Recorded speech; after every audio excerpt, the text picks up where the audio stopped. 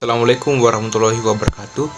Perkenalkan, nama saya Febranto Barapsinggi dari kelas 02 Pendidikan Teknik Elektro dengan NIM 2202045020006. Di sini saya akan menjelaskan dan menyimak sebuah video yang akan saya jelaskan dalam video ini tentang jenis risiko bahaya di area rekonstruksi dan juga berbagai faktor-faktor lainnya. Oke, jadi mari kita simak video berikut dan sembari saya akan menjelaskannya di dalam video. Oke. Video ini merupakan sebuah gambaran umum mengenai risiko bahaya kerja di area konstruksi, baik yang berasal dari lingkungan kerja, peralatan kerja, maupun jenis pekerjaan yang sering dilakukan di proyek konstruksi. Dalam video ini diuraikan berbagai upaya K3 yang dilakukan di area konstruksi, mulai dari prinsip dasar sebuah safety plan, identifikasi faktor-faktor bahaya yang ditinjau dari aspek lingkungan kerja, kesehatan kerja, keselamatan kerja, dan ergonomi. Jenis-jenis pekerjaan yang perlu diwaspadai di area konstruksi antara lain pekerjaan di ketinggian dan pekerjaan galian tanah. Karena kedua jenis pekerjaan ini merupakan penyumbang terbesar angka kecelakaan kerja di sektor konstruksi. Pada sebuah proyek, kontraktor termasuk subkontraktornya menyiapkan safety plan yang pada prinsipnya bertujuan menciptakan 3 aman, yaitu lingkungan kerja yang aman, peralatan yang aman, dan perilaku yang aman. Setiap pekerja harus memahami safety plan tersebut sejak awal bekerja. Dan yang paling dasar adalah penggunaan alat pelindung diri atau APD yang wajib dipakai di area proyek. Yang wajib dipakai di area proyek adalah safety helm dan safety shoes, serta APD pendukung lain seperti pelindung pendengaran atau earplug atau earmuff, pelindung mata atau safety goggle, masker, body harness yang dipakai saat bekerja di ketinggian, pelindung wajah, rompi keselamatan, dan lain sebagainya.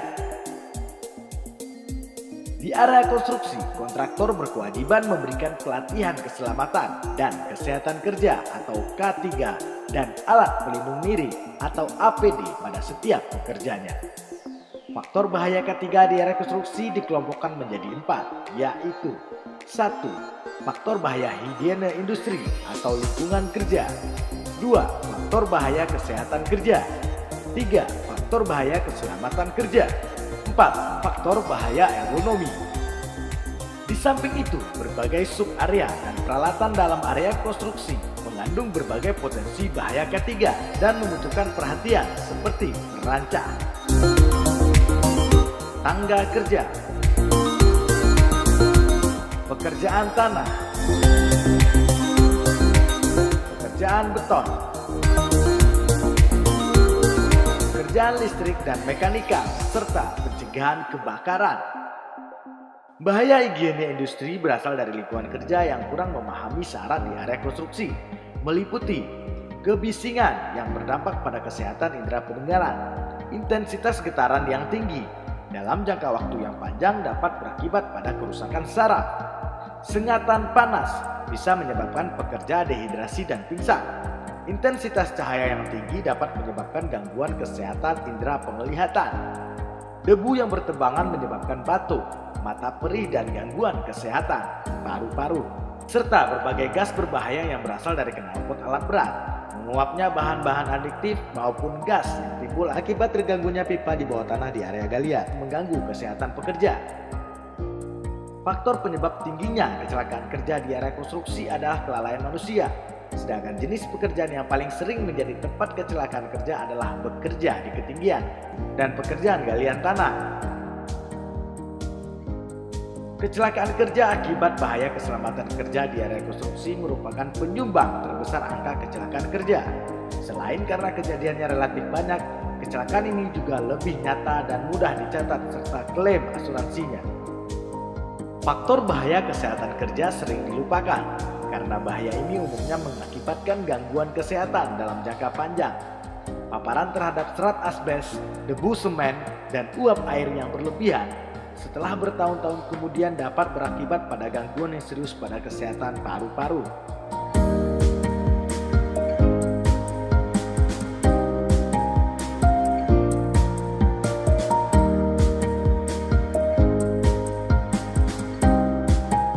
bahaya lain di area konstruksi adalah bahaya ergonomi.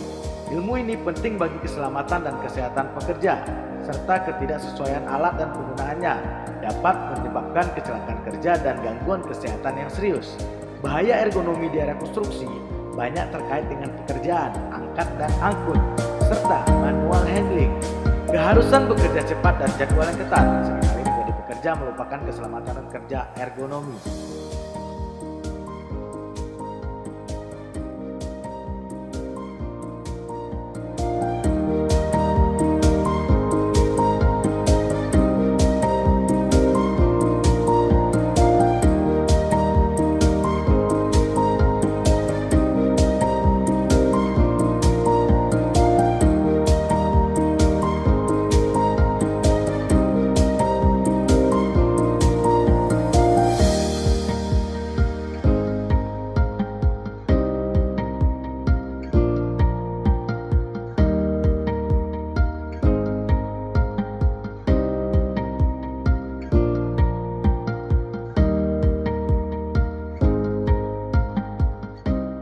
Selain faktor-faktor bahaya, keselamatan kerja di area konstruksi juga dipengaruhi oleh sistem kerja, kelengkapan peralatan dan alat pelindung diri atau APD.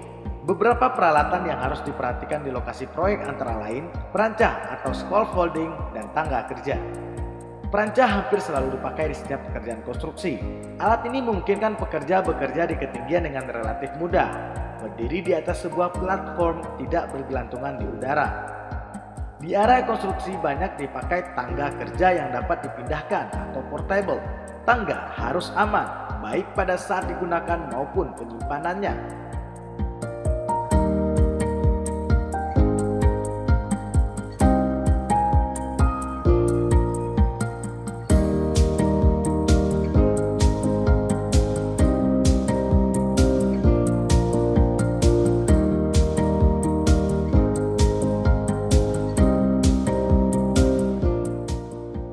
Di antara berbagai jenis pekerjaan di area konstruksi, pekerjaan di ketinggian dan galian tanah merupakan jenis pekerjaan yang paling banyak menyumbang angka kecelakaan kerja.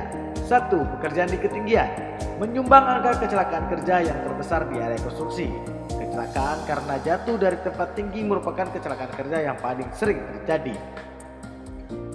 2. Pekerja harus memahami prosedur bekerja di ketinggian, seperti memperoleh izin dari supervisor sebelum bekerja menggunakan gondola, memahami pemakaian APD mencegah jatuh seperti body harness dan sebagainya. 3. Peralatan kerja seperti perancah dan gondola harus diperiksa setiap hari sebelum digunakan. 4. Pekerja mengenakan alat pelindung diri yang diperlukan seperti helm, sepatu, sarung tangan, dan kacamata safety serta body harness dengan double check keamanan APD tersebut. 5. Lantai platform kerja harus kuat, bersih dan bebas dari lubang. Lubang yang berdiameter lebih dari 5 cm harus ditutup dengan bahan penutup yang tidak menyebabkan pekerja tersandung. 6. Keamanan bekerja di ketinggian dipengaruhi oleh kondisi cuaca seperti angin, hujan, dan panas terik. Pekerjaan harus dihentikan sebelum kondisi cuaca memburuk. 7. Komunikasi antara pekerja di ketinggian dan di darat sangatlah penting diperhatikan.